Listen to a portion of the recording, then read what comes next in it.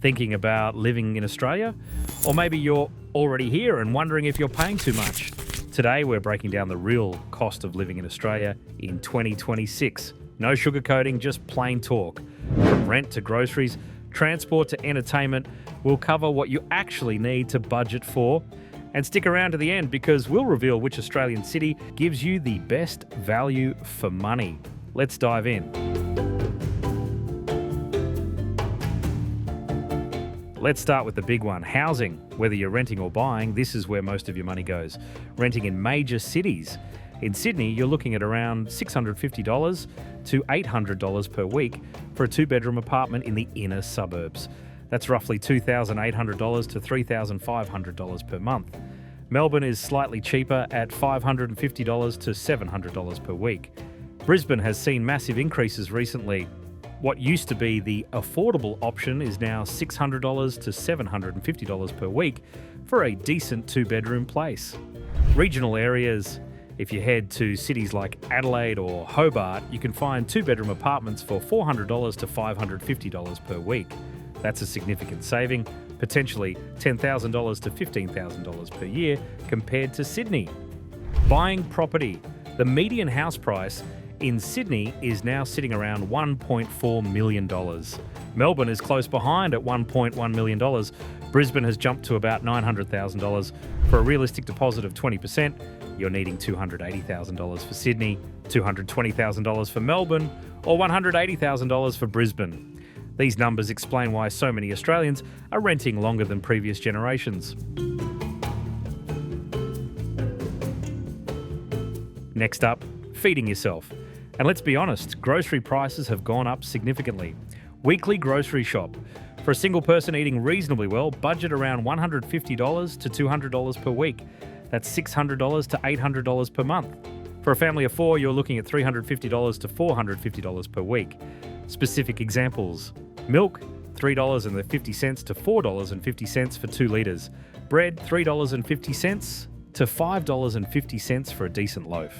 Chicken breast, $12 to $16 per kilogram. Fresh vegetables, $3 to $8 per kilo, depending on the vegetable. Coffee, $4.50 to $6.50 for a flat white. Dining out. A casual dinner at a pub or restaurant will set you back $25 to $40 per person. Fine dining? Think $80 to $150 per person, not including drinks. Takeaway is popular but expensive. $15 to $25 for a meal is standard. Those Uber Eats orders add up quickly. Getting around Australia, particularly in the cities, comes with its own costs. Public transport. Sydney and Melbourne have decent public transport systems. In Sydney, you'll spend around $50 to $70 per week if you're commuting daily. Melbourne is similar at $45 to $65 per week. Car ownership.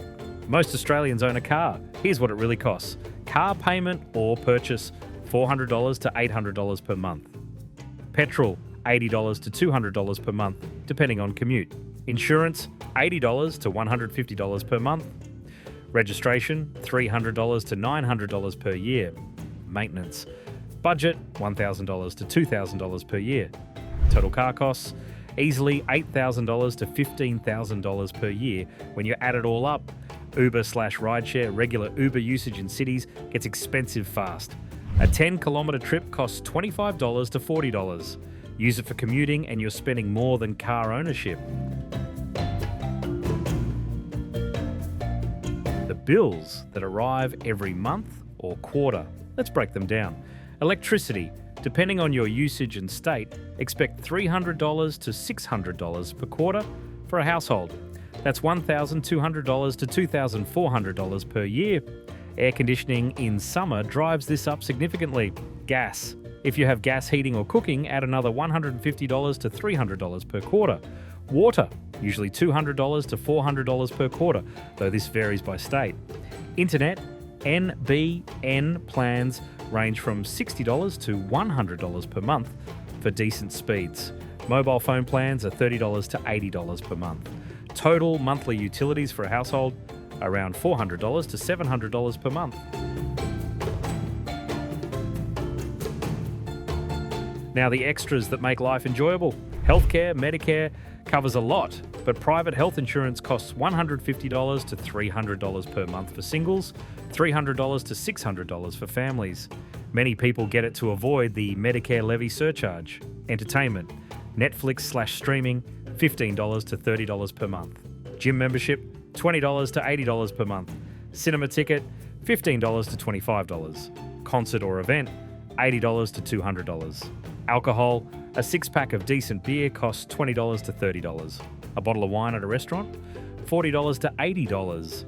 Australia's alcohol taxes are some of the highest in the world. Clothing and personal care. Budget $100 to $300 per month, depending on your lifestyle. Total lifestyle spending, easily $500 to $1,000 per month for a modest lifestyle. So let's add it all up. What does it actually cost to live in Australia in 2026? Single person in Sydney, rent $2,800 to $3,500 per month. Groceries $600 to $800 per month. Transport $200 to $400 per month. Utilities $200 to $350 per month. Lifestyle $500 to $800 per month. Total $4,300 to $5,850 per month. That's $51,600 to $70,200 per year after tax. With Australia's tax rates, you need to earn around $70,000 to $95,000 before tax to afford this lifestyle. Family of four in Melbourne, rent/mortgage, $3,500 to $5,000 per month.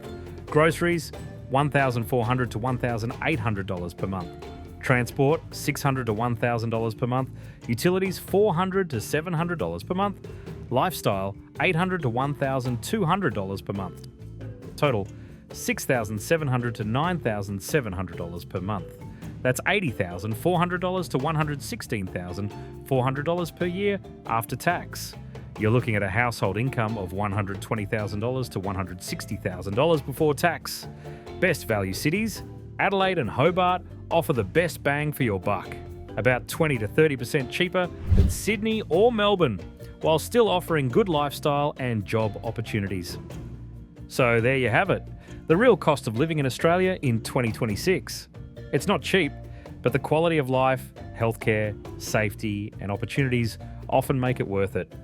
Is Australia affordable? It depends on your income and expectations, but now you know the real numbers. What city are you living in? And are these costs accurate to your experience? Drop a comment below. If you found this helpful, hit that subscribe button for more plain talk about Australian life. See you in the next one.